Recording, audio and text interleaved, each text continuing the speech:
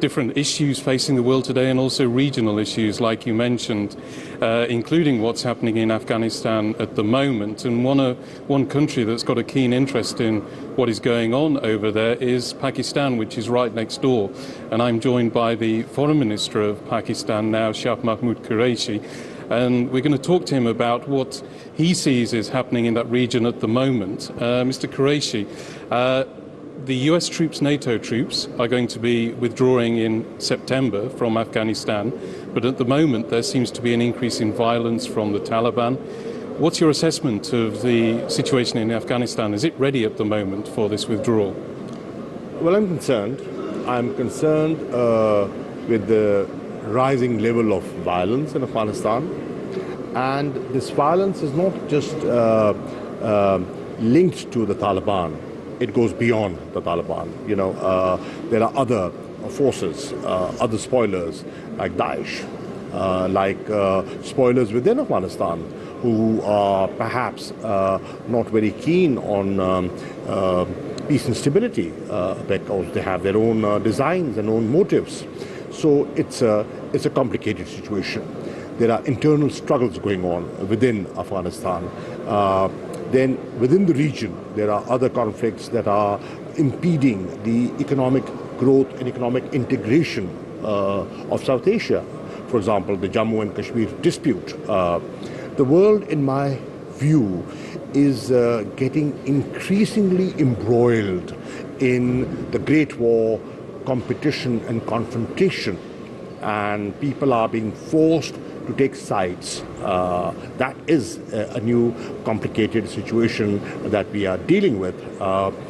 We still have the lingering COVID-19 pandemic.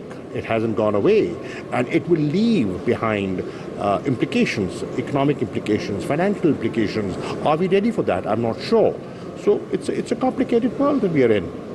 I think what the Pakistan government has said in the past about the situation with the peace process in Afghanistan is that it wouldn't want the US troops to withdraw unless there was progress in the peace talks between the government and the Taliban. So are you worried they're not keeping to schedule at the moment? What we had said was that they should withdraw, but the withdrawal should be a responsible one.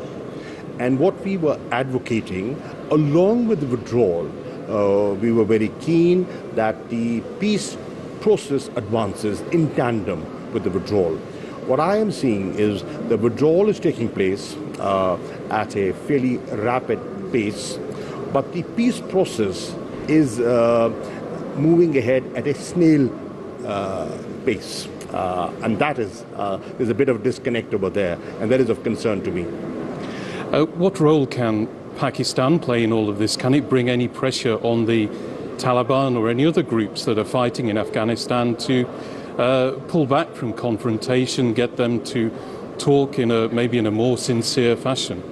Well, Pakistan has been facilitating the peace process. Pakistan has been engaging with all regional powers at every forum, whether it was the Doha process or the Istanbul process, the Heart of Asia, the Moscow, format. Pakistan has been engaged, constructively engaged for peace and stability. And we will continue to do so. But this is a shared responsibility. You cannot pass the buck towards Pakistan. Pakistan is one regional player. There are others. There are global players, and there are other interests that are, paramount in the region. So it has to be a holistic approach, and Pakistan will be a partner, a global partner in peace. One thing we know as well that's happening at the moment in Afghanistan, there seems to be a deal being made between Turkey and NATO troops in the US to take over security at Kabul International Airport. Turkey says it's spoken to Pakistan about that. What has Turkey said to you about it, and has Pakistan got a role in that particular operation? Well, I haven't spoken to the foreign minister about it yet. I'll be meeting him tomorrow, and let's see what he has to say. All right. Thank you very much, Foreign Minister of Pakistan. Thank you. So a very eventful year coming up for that particular region, Afghanistan, Pakistan, as US troops withdraw in September, and whether Afghanistan is ready for that, we'll have to wait and see.